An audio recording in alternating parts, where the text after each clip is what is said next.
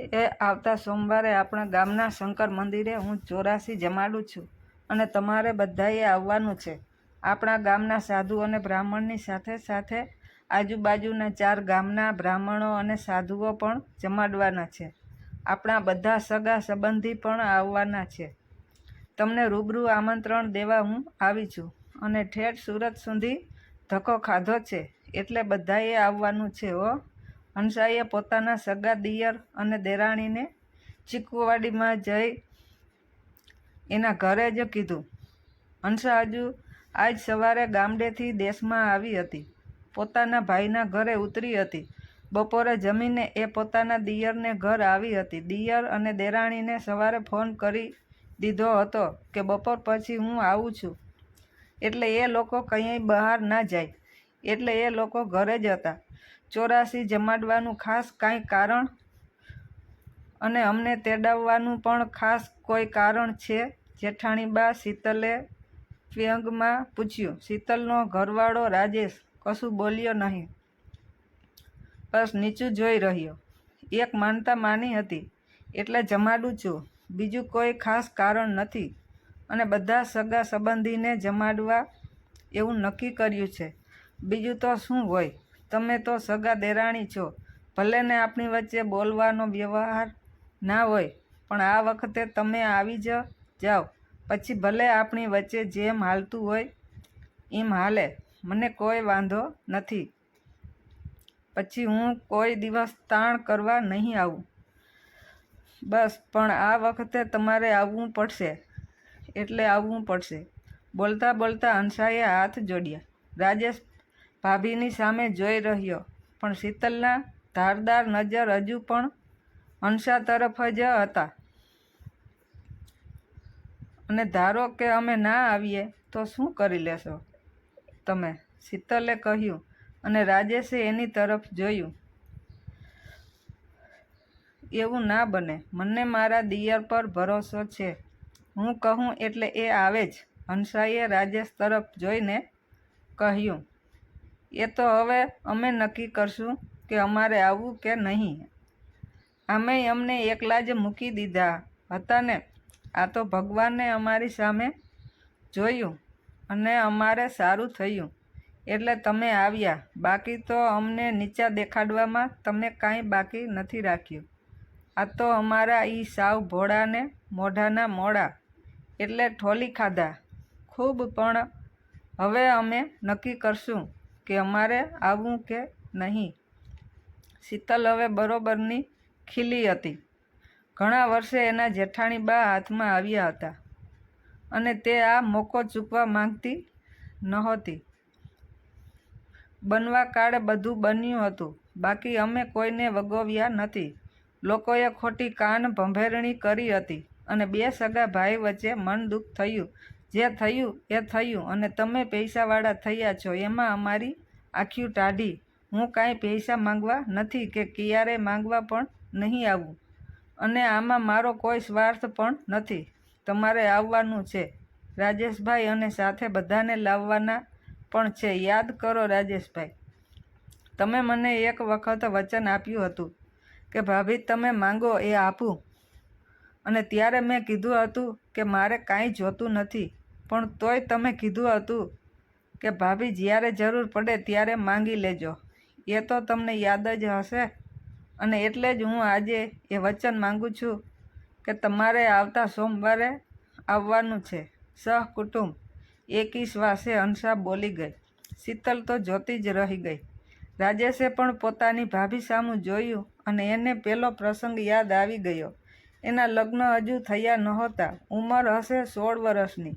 એ એની ભાભી સાથે કપાસના ખેતરમાં હતો. ભાભી કપાસ વીણતા હતા.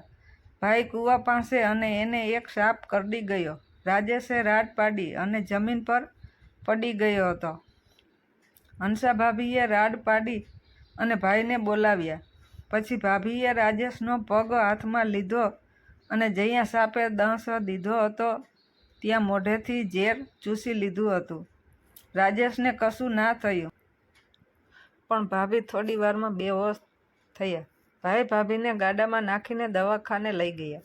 રાજેશ રોવા જેવો થઈ ગયો હતો. પોતાને બચાવવા માટે ભાભીએ પોતાના પ્રાણની પણ પરવા ના કરી. 2 કલાકની મહેનત પછી ભાભીએ આંખ ખોલી અને ત્યારે રાજેશે કીધેલું કે ભાભી જે જોઈએ એ માંગી લો, અમે બધા આવીશું. ભાભી જાઓ, તમારે કરો તૈયારી. હું, શીતલ અને અંશ રવિવારે સાંજે જ આવી જઈશું, રાજેશે કીધું અને હંસા ભાભીનો ચહેરો મલકી ઉઠ્યો. એટલામાં રાજેશનો છોકરો અંશ શાળાએથી આવ્યો. એકદમ રૂપકડો એવો અંશ હંસાની સામે જોઈ રહ્યો. હંસાએ એને બાથમાં લીધો. વાહ, મારો દીકરો મોટો થઈ ગયો છે ને કાંઈ. વાહ, હવે તો ભણવા પણ જવા લાગ્યો નહીં? તારી મોટી બા? શું મોટી બા? જો આવતા સોમવારે તારે મારા ઘરે આવવાનું છે હો. આવીશ ને? હંસાએ અંશને વહાલથી નવરાવી નાખ્યો અને પોતાના પર્સમાંથી 100ની નોટ કાઢીને અંશને આપીને શીતલની સામે જોઈને ઘરની બહાર નીકળી ગઈ. શીતલ હજુ કતરાતી હતી. જેવા હંસાબેન હજુ બહાર આઘેરા ગયા અને તરત જ રાજેશ અને શીતલ વચ્ચે ભડકો થયો. કોને પૂછીને તમે કહી દીધું કે આપણે જવાનું છે? આપણે નથી જવાનું, હું કહી દઉં છું. રાબેતા મુજબ, શીતલે ધમકી આપી. મારે કોઈને પૂછવાની જરૂર નથી. તારે ના આવવું હોય તો કંઈ નહીં, હું અને અંશ જઈ આવશું. અને આમેય તું અને તારી મા એકલા જ રહેતા હતા ને? આમેય એકલપેટી હોય એ કોઈની સાથે ભળે તો નહીં જ ને. આ અણધાર્યો ઘા હતો શીતલ માટે. નહીંતર રાજેશ એની સામે બોલતો જ નહીં. પણ આજ વાત કંઈ જુદી જ હતી. આજ તો રાજેશે દરેક વાતનો જડબાતોડ જવાબ આપ્યો અને છેલ્લે એમ પણ કહી દીધું કે જો તું નહીં આવે તો આ ઘરમાં પણ તું ક્યારેય નહીં આવે. ઘણી ધમાલ થઈ, પણ પછી અંતે ઘીના ઠામમાં ઘી પડી ગયું અને નક્કી થયું કે છેલ્લી વાર 84માં જઈ આવવું, પછી કોઈ દિવસ નહીં. બીજી શરતો એ પણ હતી કે મોટો ભાઈ પૈસા કે કોઈ મદદ માગે એ ના આપવી. અંતે જવાનું નક્કી થયું. જેવો ભડકો રાજેશના ઘરે થયો એવો ભડકો એના મોટા ભાઈ સવજીના ઘરે થયો હતો.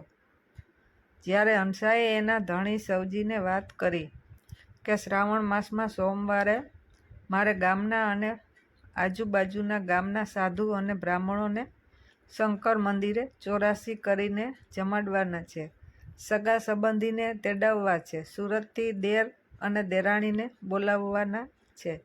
ભલે ને બોલાવવા વ્યવહાર નથી, પણ છે તો તમારા સગા ભાઈને અને નાના છે એટલે એની હારે વટ ના રખાય. 84 જમાડો એમાં વાંધો નહીં, સગા સંબંધીને તેડાવો એમાં પણ વાંધો નહીં, પણ મારા પૈસા એ મારા ઘરે મને લાફા મારવાવાળાને જમાડવાનું હું તો નહીં થવા દઉં. એને જમાડવા કરતાં તો હું ગામના કૂતરાને લાડવા ખવડાવું.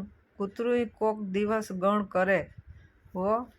આ તો મને જ કરડવા દોડ્યો, મારો જ પાડેલો મને કરડવા દોડ્યો.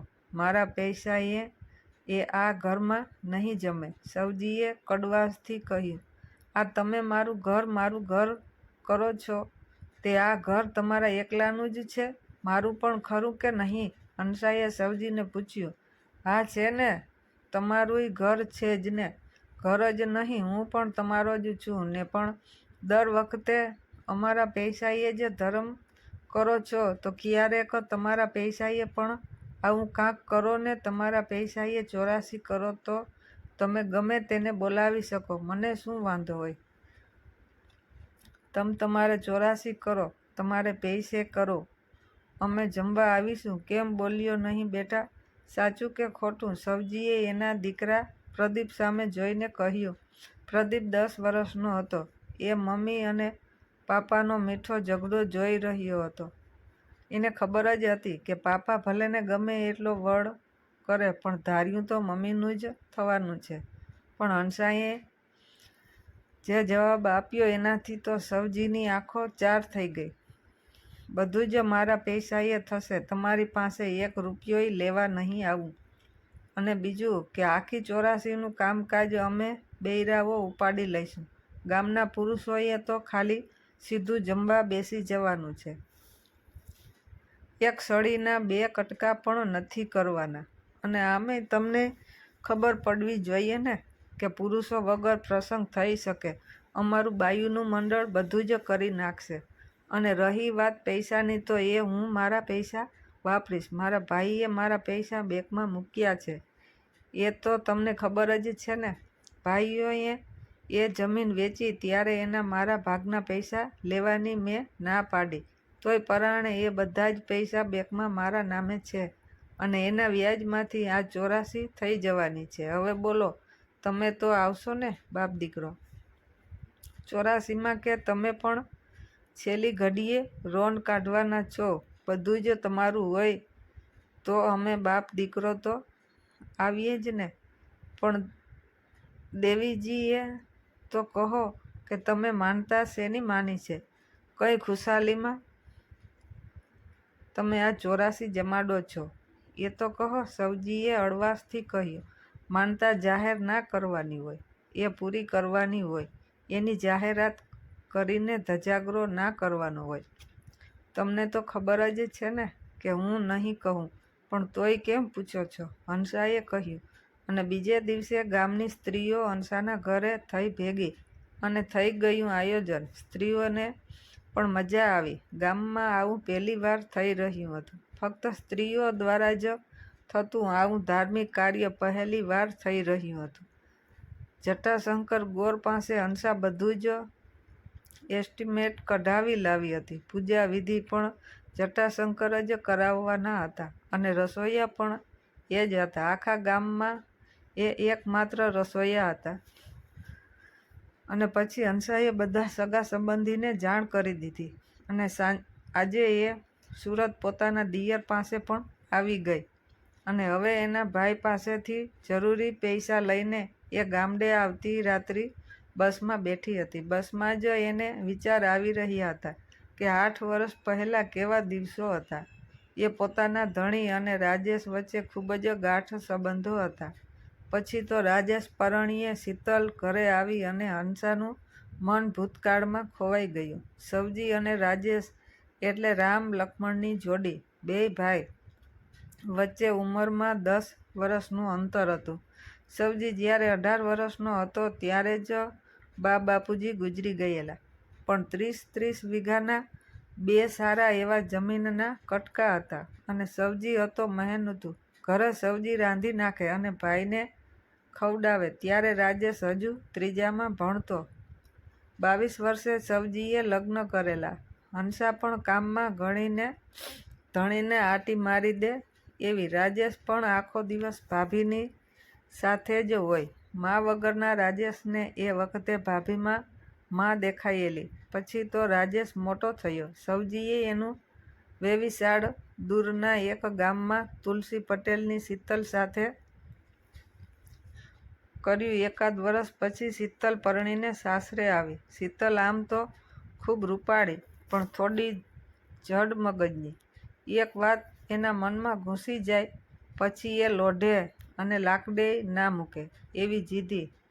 શરૂઆતમાં તો ઠીક ચાલ્યું. રાજેશ પણ ખેતી કામ કરે અને હીરા ઘસવા જાય. ગામમાં હંસા અને શીતલ 2 દેરાણી જેઠાણી ગામમાં ચા પીવા જાય અને ગામ આખું હંસાના 2 મોઢે વખાણ કરે. અને શીતલને ત્યાંથી જ પેલો વાંધો પડ્યો. જેઠાણીના વખાણો એ સહન ના કરી શકી. ગામ હોય ત્યાં જેમ 7-8 કોડા હોય એમ 7-8 કોડીઓ પણ હોય જ. આ કોડીઓનો ધંધો કોઈના ઘરમાં કેમ આગ લગાડવી એ જ હોય. આમેય હંસા શીતલને કહેતી કે તારાથી ખેતીનું કામ નહીં થાય. હું અને તારા જેઠ ખેતીનું કરીશું અને તારે ઘર સાચવવાનું અને મારા પ્રદીપને રમાડવાનો. શીતલ પરણીને આવી ત્યારે હંસાનો દીકરો પ્રદીપ 3 વર્ષનો હતો. હંસા અને સવજી વહેલી સવારે જતા રહે ખેતરમાં. તે છેક સાંજે આવે. ક્યારેક વળી રોઢે પણ આવી જાય. અને આ બાજુ શીતલ પ્રદીપને નવરાવે, રસોઈ કરે. બપોરે રાજેશ આવે, જમે અને વાડીએ ભાત દેવા જાય. મોટરસાયકલ લઈને વળી પાછો હીરા ઘસવાના કામે ચોંટી જાય. તે છેક રાતે આવે અને શીતલ બપોર પછી ગામની 2-3 કોડીઓ સાથે સખીપણા થઈ ગયા. એમાં 2 તો સાસરેથી પાછી આવેલ હતી. તે શીતલને ચડાવીએ રાખે. આમને આમ તો તું કામ કરીને તૂટી જાયસ, પણ તારી કદર નહીં થાય. ગામ તો હંસાને અને સવજીને જ જસ આપે છે, અને મારા ભાઈ તો પહેલેથી જ હંસા ભાભી કહે એટલું જ પાણી પીવે છે. આ બધાના ગોલાપા કરવા એના કરતાં સુરત જતા રહો ને. વળી રાજેશભાઈને કામ પણ સારું થાય છે. સુરતમાં તો કેવા જલસા હોય, કશું જ નહીં કરવાનું. એય ફિલ્મ જોવા જવાય, ખમણ ખવાય, ડુમસ જવાય, ઉભરાટ જવાય, અને કાંઈ કામ ના હોય તો બરોડાની માર્કેટમાં જવાય. આખા દિવસમાં 2 વાર નાવ એટલે શરીર થઈ જાય ધોળું બાસ્તા જેવું. અને આ ગામડામાં તો તમે સુકાઈને ગાંઠીકું સાઠીકું થઈ જાશો. મને તો દયા આવે છે શીતલ ભાભી કે તમે આટલું ભણેલા ગણેલાને અહીં ગામડામાં ફાવે. કાલ સવારે છોકરા થશે તો એને શહેરમાં ભણાવી ગણાવીને છોકરાનું ભવિષ્ય તો સુધારાય ને. લગ્નના 6 માસમાં સાસરિયા રિટર્ન. એક શીતલની ખાસ ગોઠણે શીતલનીને ચાવી ભરાવી આવી તો અનેક ચાવીઓ રોજ શીતલને મળવા લાગી, અને એ ચાવીઓ રાતે શીતલ એના ધણી રાજેશને ભરાવે. શરૂઆતમાં તો એકેય ચાવી ના લાગે, પણ એક રાતે અચાનક એક ચાવી લાગી ગઈ અને રાજેશે ગાડી ગિયરમાં પાડી. હુંય સમજું છું કે શહેરમાં ખૂબ સારું હોય, પણ ભાઈ ભાભીને હું ના કહી શકું. એ બિચારાએ મને મોટો કર્યો, પરણાવ્યો, પછી આપડેય એમ થોડું ભાગી જવાય. એનું કોણ? આપણે જઈએ તો રાજેશે કહ્યું, અને તરત જ શીતલે લીવર હાથમાં લઈને ઉપરા ઉપરી બધા ગિયર નાખીને બળતરાની ગાડી ટોપમાં નાખી દીધી. ભાઈઓ તો નોખા જ હોય, સહુની ફરજ સહુ નિભાવે. તમે એની ભેગું કામ કર્યું છે, બેઠા બેઠા ખાધું નથી. આપણે આપણા છોકરા થાશે એનું વિચારવું જોઈએ કે નહીં? કે પછી એને પણ તમારી જેમ પથરા ઘસાવા છે કે ખેતમાં નાખવા છે? આપણે એક વખત સુરત જઈએ, પછી એને મકાન લઈશું ને જલસા કરીશું. અને તમારાથી જીભ ના ઉપડતી હોય તો હું કહી દઉં, બસ પછી તમે છેલ્લી ઘડીએ ફસકી ના જાતા. ખાવ મારા સમ. આટલું કહીને એ રાતે જ શીતલે રાજેશને બાંધી લીધો અને રાજેશ ભોળવાઈ ગયો. જેમ બકરી રજકા સાથે ભોળવાઈ જાય એમ જ જેઠાણીબા, અમારે સુરત જાવું છે. અહીં મને નથી ગમતું, અને ખાસ કરીને તમારા દિયરને સુરતમાં જઈને હીરાનું કારખાનું કરવું છે, પણ કાંઈ કહી નથી શકતા. એટલે હું જ તમને કહું છું, ક્યાં સુધી આમ ગધા મજૂરી કરીશું? આપણે અહીં કરતાં સુરતમાં કામ પણ સારું થાય છે, અને એકાદ વર્ષમાં હીરાની ઘરની ઘંટીઓ પણ કરવી છે. હંસા કશું જ ના બોલી. સાંજે સવજીને વાત કરી. સવજીએ ઘણી ના પાડી, પણ શીતલે ચાવી જ એવી ટાઈટ કરેલ કે વાત જ ના પૂછો. મોટાભાઈ સામે જિંદગીમાં ઊંચા અવાજે ક્યારેય ના બોલેલ રાજેશ ભાઈની સામે દલીલો કરતો હતો, અને એ પણ કેવી રીતે? અમારું સારું થાય એ તમે જોઈ શકતા નથી. અમે 2 પાંદડે થાય એ જોઈને તમને બળ પડે છે. ગામ આખામાં સવજીભાઈ થાય એ જ તમને ગમે. આ તો મારું કોઈ નહીં. આતા જીવતા હોત તો મને આમ દુઃખી ના થવા દેત. અમારે શું જીવનભર તમારા જ ગોલાપા કરવાના? અને સવજીનો મગજ ગયો. આ શબ્દો સાંભળીને એનું લોહી ધગી ગયું, અને એણે રાજેશને એક લાફો ચડાવી દીધો. પણ સવજી એ ભૂલી ગયો કે રાજેશ પરણી ચૂક્યો હતો. હવે એ પહેલાનો રાજેશ નહોતો.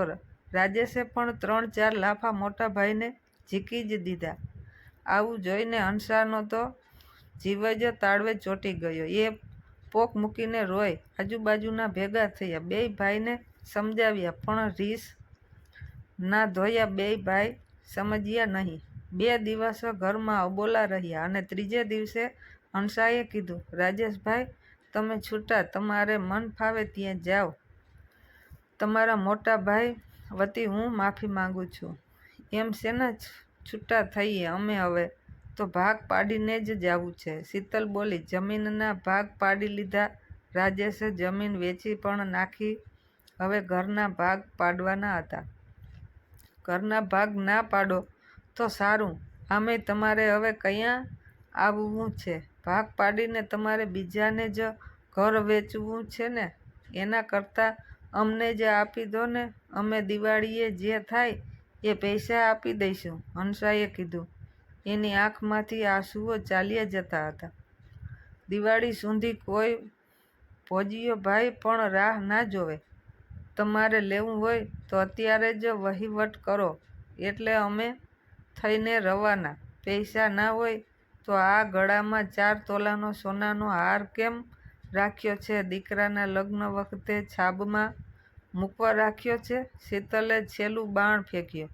હવે બાકી હોય તો ઈ પણ લઈ લ્યો. એમ કહીને સવજીએ હંસાના ગળામાંથી હાર ખેંચીને કર્યો ઘા. સવજી આંખો ધ્રુજી રહ્યો હતો અને બીજે દિવસે સવારે રાજેશ અને શીતલ ટેમ્પો ભરીને સુરત રવાના. એક કલોલ કરતું કુટુંબ વિખાઈ ગયું. સવજી અને હંસા અને નાનકડો પ્રદીપ 3 જણા વધ્યા. એકાદ વરસ તો રાજેશ અને શીતલે સુરતમાં જલસા કર્યા. જમીનના આવેલા પૈસા વપરાતા હતા. કારખાનું કર્યું પણ 2 વરસ કાંઈ વધ્યું નહીં. ખોટ ઉપર ખોટ. એમાં શીતલે એક બાળકનો જન્મ આપ્યો. 1 મહિનોમાં દીકરો દવાખાને રહ્યા. દીકરાનું નામ પાડ્યું અંશ. સવજીની મનાઈ હોવા છતાં હંસાએ છાનામાના કોઈની ભેગું સુરત છોકરા માટે જબલું મોકલ્યું. પણ જબલું પાછું આવ્યું અને શીતલે કેવરાવ્યું કે જેઠને કહેજો કે અમે દુઃખી થાય એમાં તમને રસ છે અને તમે કોઈની પાસે દાણા મંતરાવ્યા છે એટલે જ અમે બધા બીમાર રહીએ છીએ. પણ અમેય તમને જોઈ લેશું. એકબીજા સગા સંબંધી આડાઅવળી વાતો કરીને એકબીજાની કાન ભંભેરણી કરવા લાગ્યા. રાજેશે લગભગ 6 માસ બીમાર રહ્યો. હંસાએ વાર કીધું કે ભાઈની ખબર કાઢી આવો, એને થોડા દિવસ અહીં લઈ આવો. તમારે ના જાવું હોય તો હું જાઉં.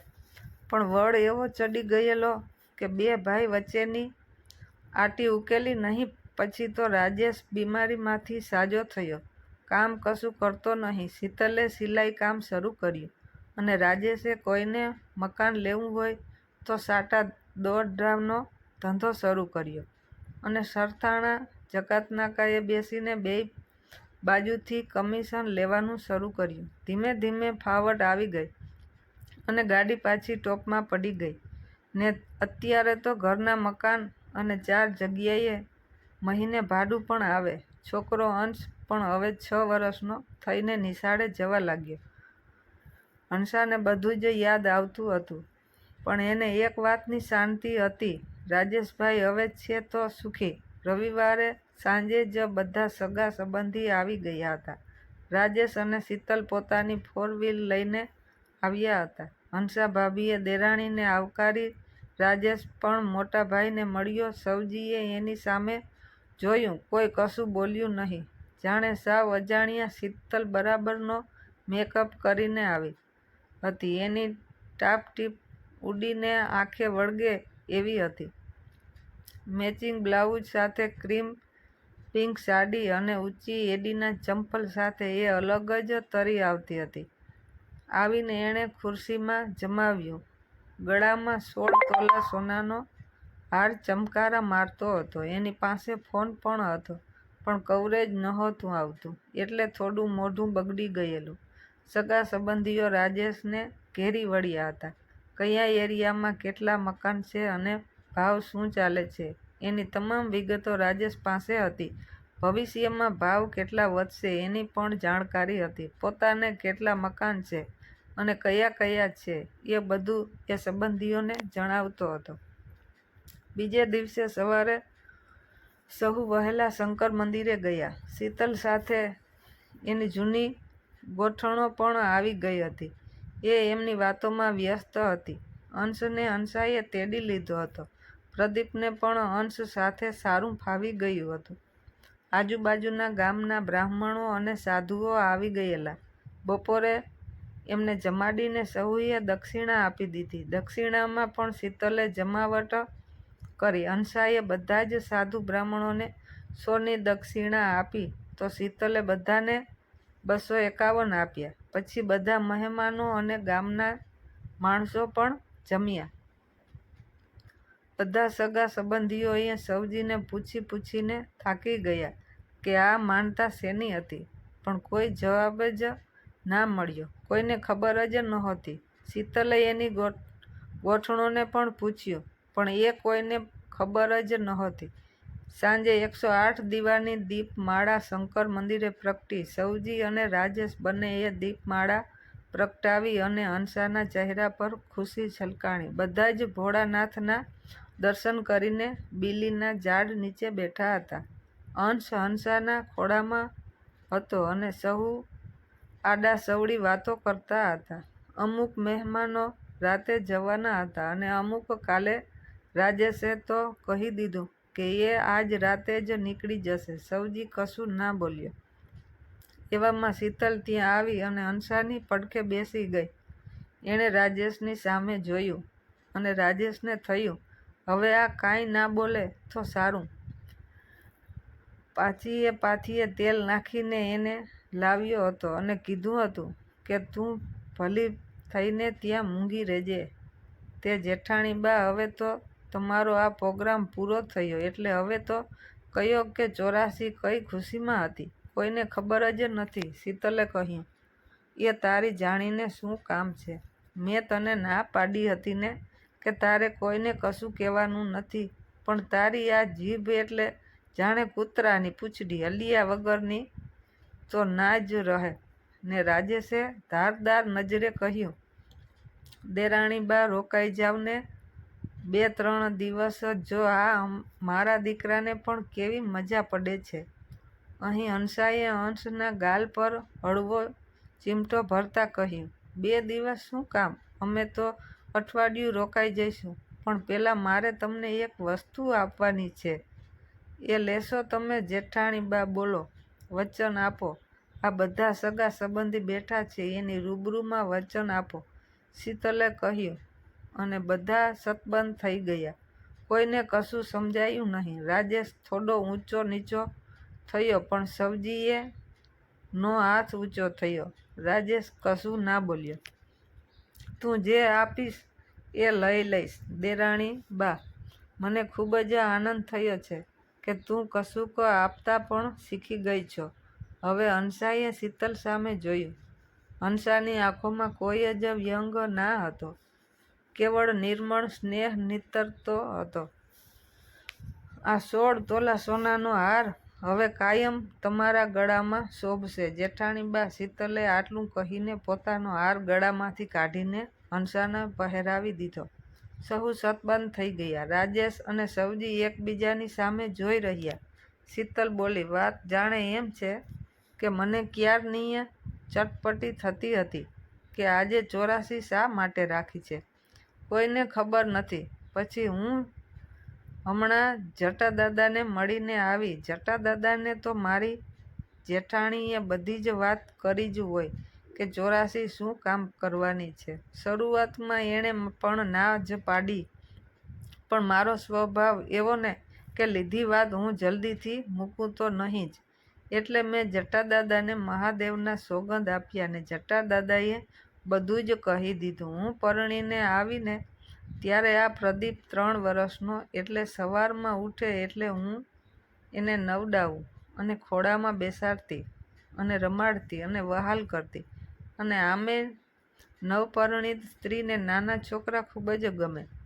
એ વખતે હંસા ભાભીએ માનતા રાખેલી કે મારી દેરાણી સામું પણ શંકર ભગવાન જોવે અને એને કોઈ બાળક થાય અને એ બાળક જ્યારે નિશાળે ભણવા જાય ત્યારે સાધુ બ્રાહ્મણને જમાડવા અને બધા સગા સંબંધીને પણ બોલાવવા. આજુબાજુના ગામમાંથી પણ સાધુ બ્રાહ્મણ બોલાવવા અને 84 કરવી. ભલે ને અમારે બોલવાનો સંબંધ નહોતો, તોય મારી જેઠાણીએ એનું વચન પાળી બતાવ્યું અને એ પણ એના ધણીને કીધા વગર. વાહ, આવી જેઠાણી બા સહુને મળે. આટલું બોલીને શીતલ રોઈ પડી અને હંસાને ભેટી પડી. બધાની આંખો ભીની હતી. સહુ સગા સંબંધીઓ વિખરાયા. શીતલ અને રાજેશ 1 અઠવાડિયું રોકાયા અને પછી તો હંસને તો જલસા જ પડી ગયા. એ હંસાની સાથે જ હોય વર્ષોથી સુકાયેલું એક સ્નેહનું વહેણ સજીવન થયું. ગામ આખામાં વાતો ચાલી કે જેઠાણી તો જેઠાણી હતી, પણ દેરાણીએ કાંઈ કમ નથી હો.